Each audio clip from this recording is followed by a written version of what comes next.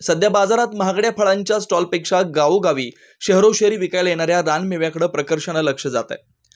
रानावनातून मजल दरमजल करत करवंद, जांभूळ, तुती, अळू आदी काटेरी वनस्पतींची दोन हात करून चार पैसे पदरी बांधता येतील या आशेनं शाहूवाडी, पन्हाळा या डोंगर भागातील खऱ्या अर्थानं वनवासी असणारे विक्रेते सध्या ग्रामीण आणि शहरी वस्त्यांकडे हा रानमेवा विकत असताना दिसत आहेत.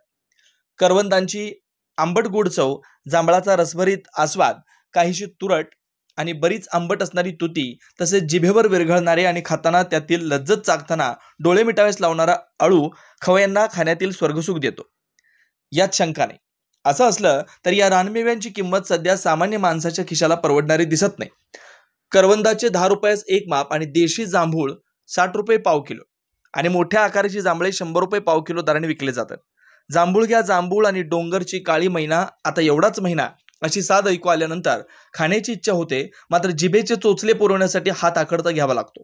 या संदर्भात विक्रेत्यांशी संपर्क साधला असता मुबलक रानमेव्यासाठी एप्रिलमध्ये वळवाच्या सरी पडाव्या लागतात. तसा जोरदार पाऊस डोंगर माथ्यावर न झाल्यानं रानमेवा मिळवणं आणि त्यासाठी पूर्ण दिवस वाया जाणं हा प्रक्रिया असतात. नैसर्गिक अधिवासात देशी बाणाची जांभळं सापडतात, पण त्यासाठी खूप कष्टदायी प्रक्रिया आहे.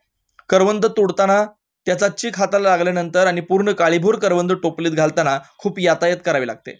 ग्राहकांच्या शोधाशोध, गावोगावी भटकंती करताना दराची घसरण सहन करून आणि प्रवासी वाहतुकीची झळ सोसून खूप कमी पैसे गाठीला राहतात, याची ग्राहक दखल घेत नाहीत.